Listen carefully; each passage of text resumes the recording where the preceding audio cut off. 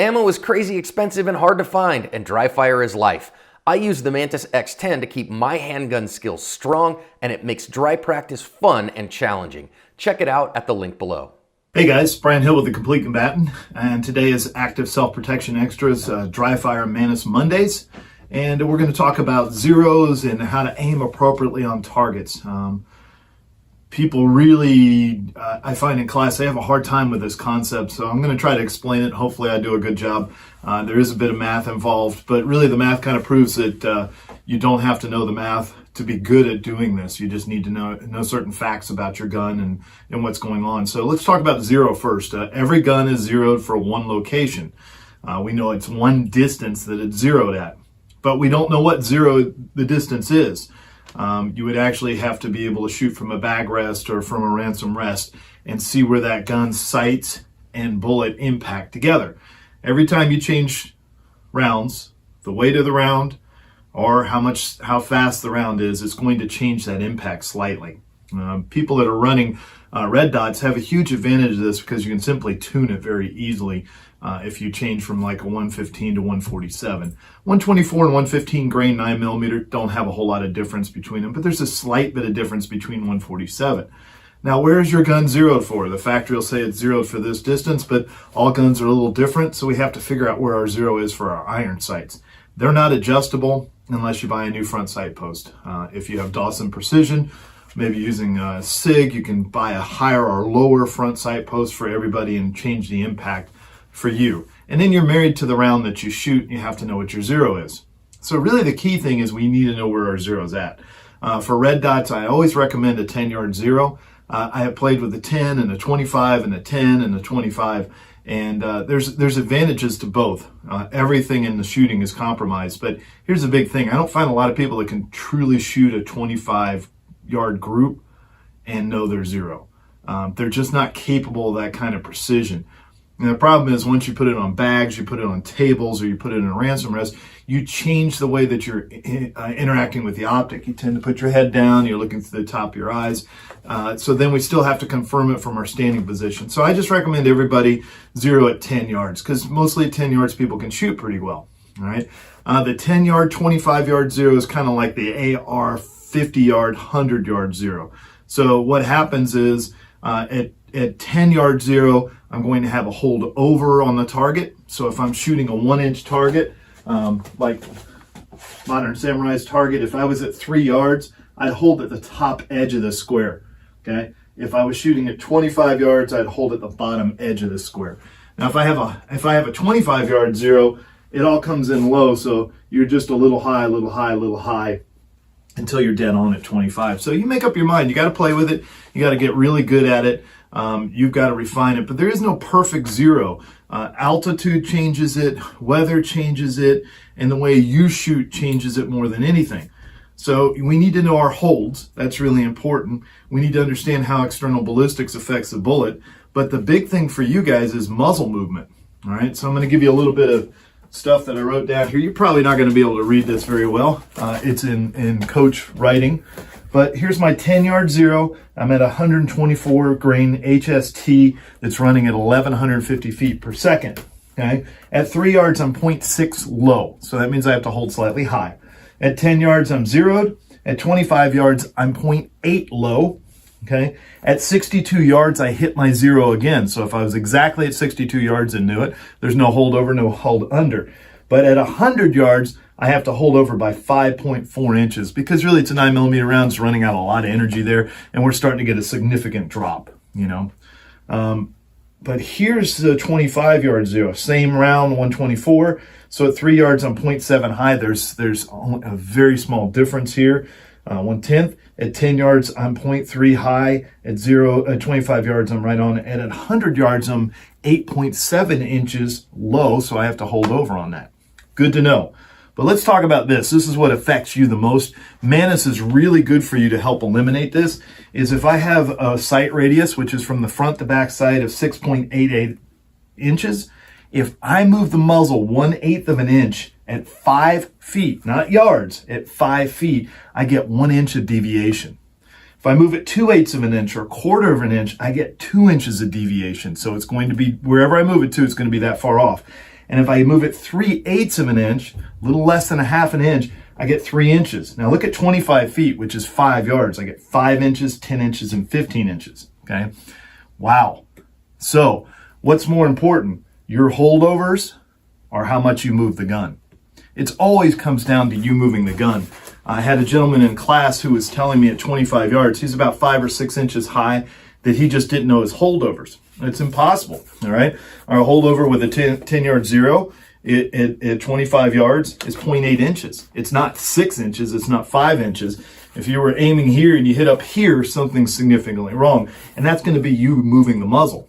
All right, so what's the first thing we have to do? Well, we have to learn to press the trigger without disturbing the sights greatly. They're going to be in motion, but we have to learn not to add to it. All right, for me, when I shoot 25 yards, I usually shoot about 2 inches high. Being a big, strong guy, holding it still, I tend to push into it a little bit with my heel, and it lifts the muzzle up slightly. I'm incredibly aware of it so I can call my shots.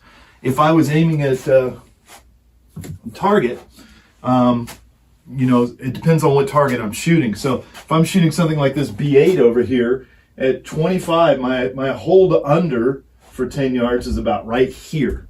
At 3 yards, my hold over is right here. So it's not significantly different, but how much I move the pistol really mattered. The problem for most of you is you shoot close and you look at the holes in the target, and that's how you fix your shooting. But the further we get out, the less we can do that. And then we use a lot of different types of targets in the world. The B8's really great for developing precision and accuracy, but it's really limited because it gives you very concrete scoring rings that you can see well.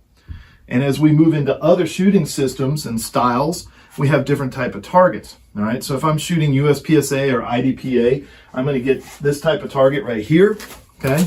And it's not clearly marked. And the same thing with IDPA, I'm going to get this target marked. At 25 yards, you can't see this very well, all right? So we have to set up, and our aiming is an aiming spot, all right? And we use a quadrant method for this. So I'm going to subdivide the target into quarters, all right? And that'll give me roughly the middle.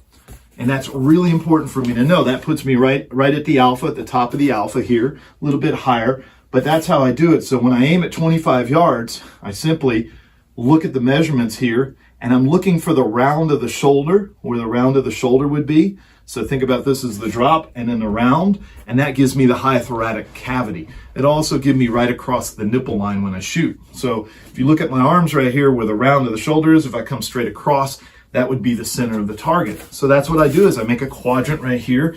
I don't aim just generally at the target. I try to put it down into quadrants so I know right where that round is going, all right? When I shoot at 25 yards, I'm usually within an inch of this high or low and right or left because I've really divided the target. And it's hard because if you, like I can see bullet holes at 25 yards, but most people can't. And that's what we see in class. So if you put your sight right here, the top edge of your sight, or however your gun's set up, and your red dot right in the middle here, okay? And if I was shooting my red dot, I'd aim just slightly low of this, but not very much, and then just shoot right in there. The real key is not to move the gun. Now, when we talk about self-defense, things really change, okay? This was an excellent target that we used in Rangemaster Master Level course, and I don't think they're making it anymore. It was shootsteel.com.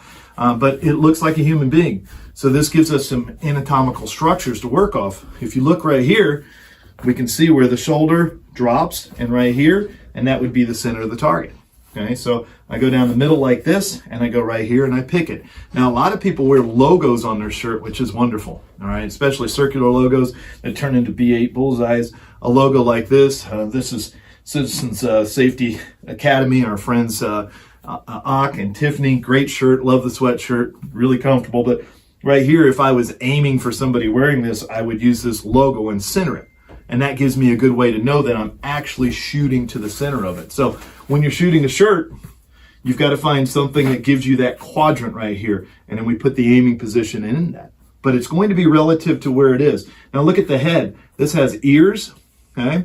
And right here, so we know when we come across from the ears, we have the eye line. All right, and that's where it is. If I was shooting a really hard long distance shot, I kind of have to quadrant the head with this. Same thing with this.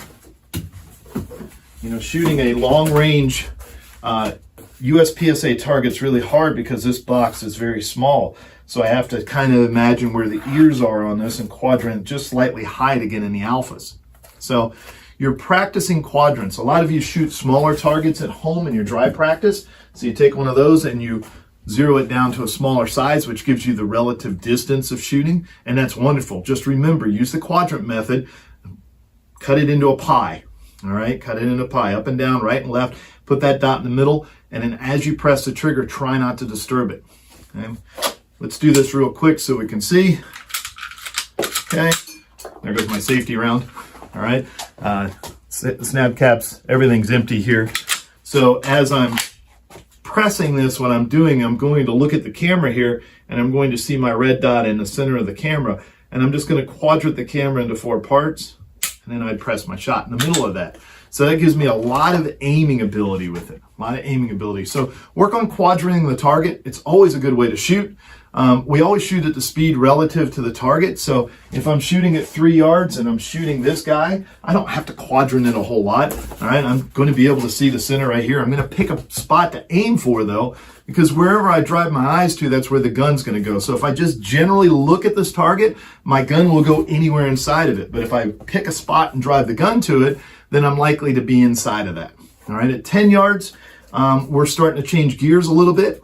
So we have to really think about being a little more precise at that point. So we're going to have more of a floating sight picture, and we're going to carefully press the trigger because we have less room for error. And at 25 yards, we have to do a precision shot, and we have to be focused with our sight picture, and we have to really precisely press that trigger to the rear using this quadrant method.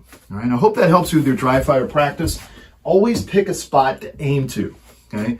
And if you're high or low, be very careful of blaming your zero, because as we can see, it's kind of negligible.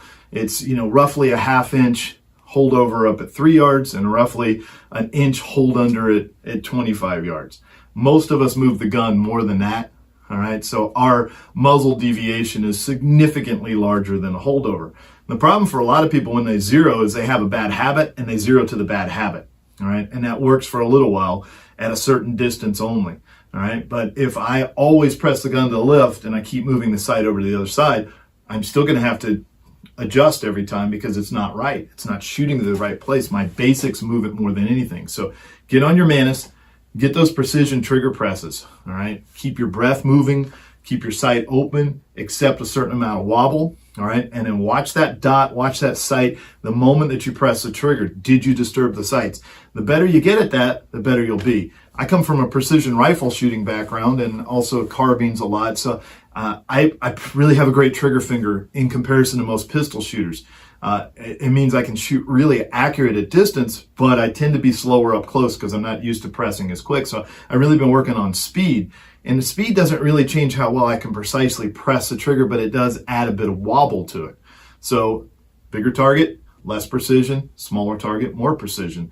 And you aim to the center of that, find the quadrants in that target, cut it into a pie, and put it right in the middle and shoot to the spot. All right, know your zero, get your gun zeroed away with that. I carry 124s, so I try to shoot 124 gain 9mm or 115. There's very little difference in 9 grains. There's very little difference in the speed of the round. It's definitely close enough.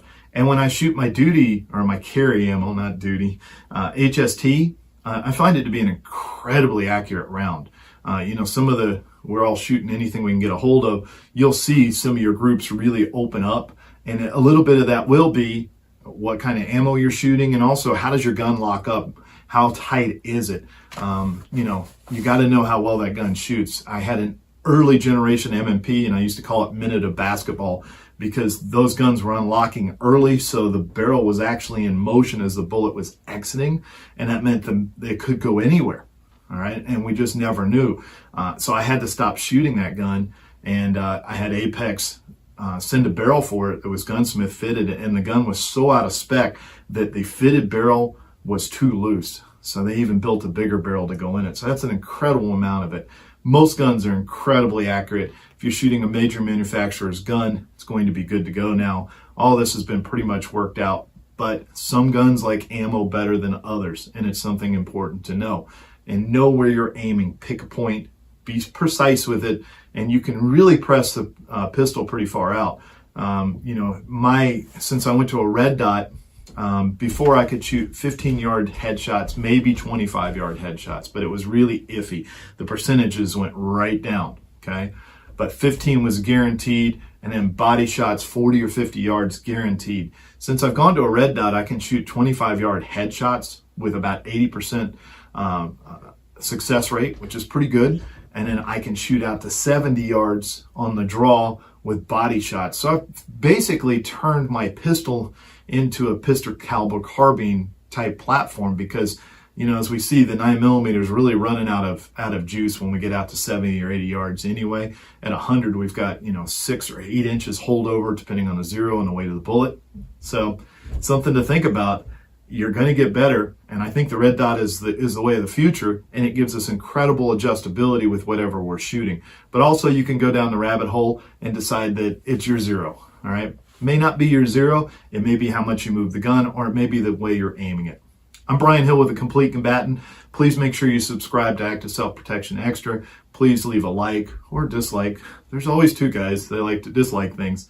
And then leave a comment. And if I can get back to you, or Active Self-Protection Extra will get back to you as quickly as we can and give you some feedback on it. And I hope this is helpful. Use the Mantis system because it's brilliant for this, and it's going to show you the amount of movement, how you're taking up the slack, how you press the trigger, and read the graph. Don't just watch the score. Go look at the graph and see what your aiming process is, because once you model that in your head, you're going to get much better. All right, guys, measure, refine, and perform.